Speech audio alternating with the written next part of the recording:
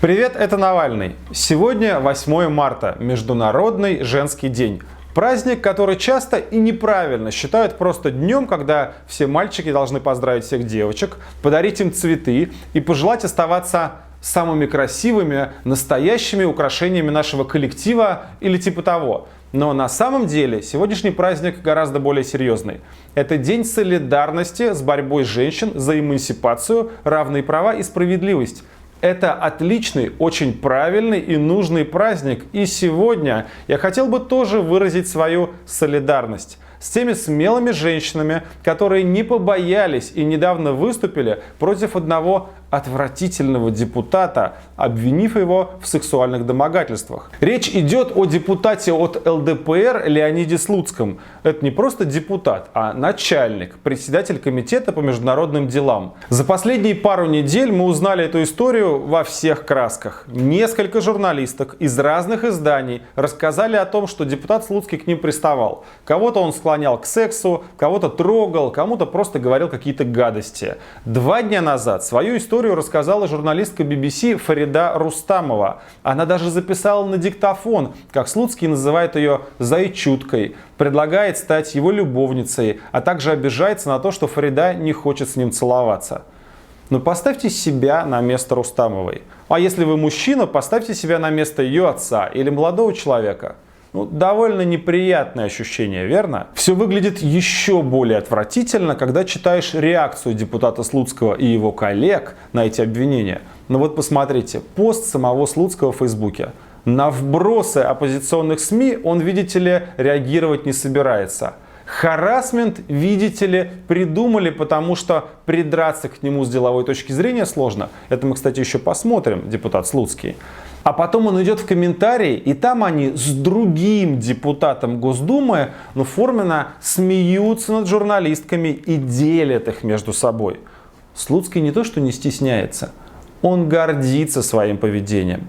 А вот начальник Слуцкого по партии, сын Жириновского Игорь Лебедев. Он предлагает лишить журналистов аккредитации, то есть фактически лишить их работы.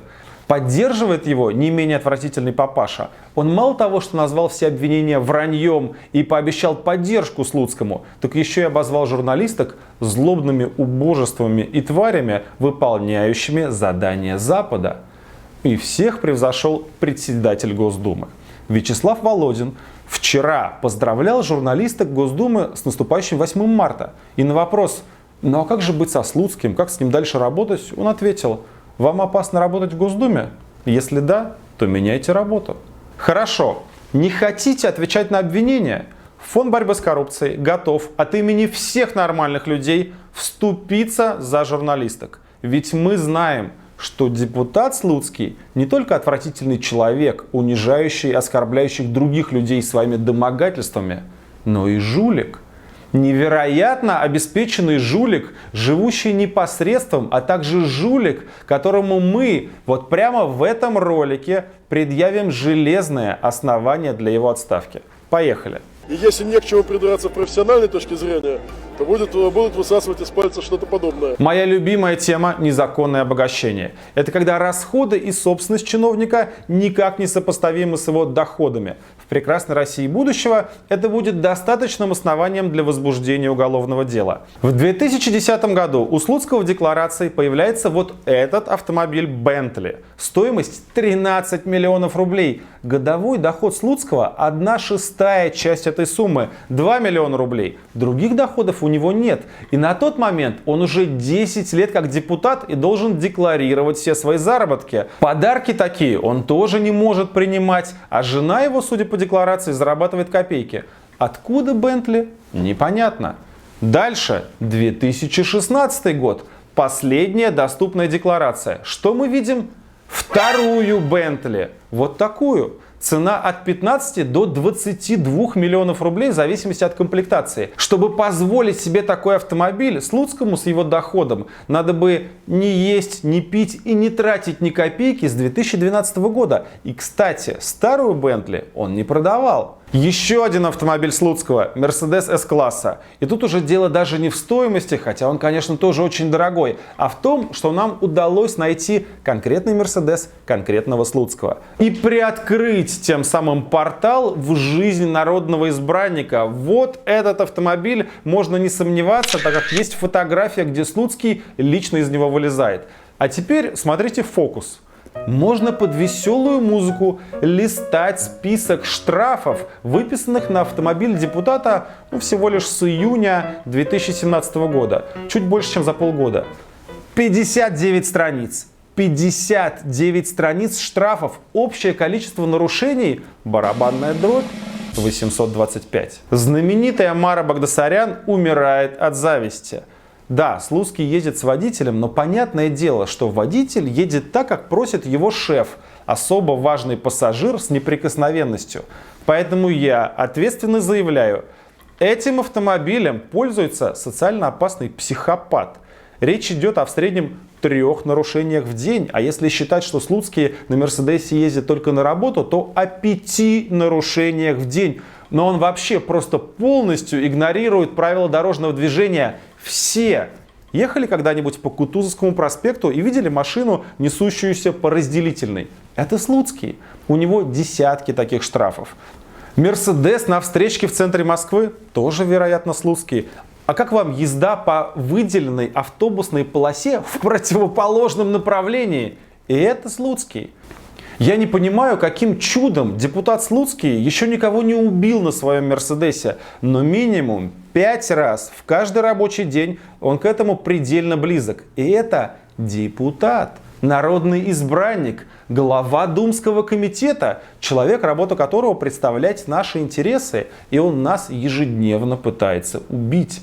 Я искренне считаю, что в случае Слуцкого домогательство и унижение журналисток – это более чем достаточное основание для отставки. Но в России пока из-за этого в отставку не уходит. Я также считаю, что хаотично возникающий в его декларации Бентли тоже повод для расследования и, скорее всего, последующего увольнения. Но в России пока и этого тоже нет. Более того, я считаю, что 825 автомобильных штрафов за полгода, это повод проверить депутата хотя бы на его психическую вменяемость, а не то, что на соответствие стандартам поведения и этики.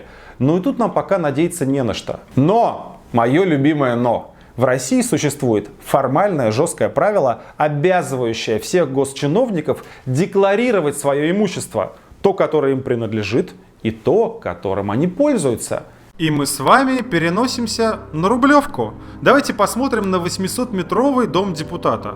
Он у него с 99-го года, поэтому я даже не буду поднимать вопрос, откуда деньги. Цены тогда были другие, так что давайте предположим, что были деньги. Но дело здесь не в стоимости, а в площади участка. Слуцкий декларирует участок 1200 квадратных метров. Но если мы внимательно изучим границы реального участка, то увидим, что они очень сильно различаются с тем, что на бумаге. Что наталкивает на мысль. А не захватил ли Слуцкий себе еще незаконно землицы?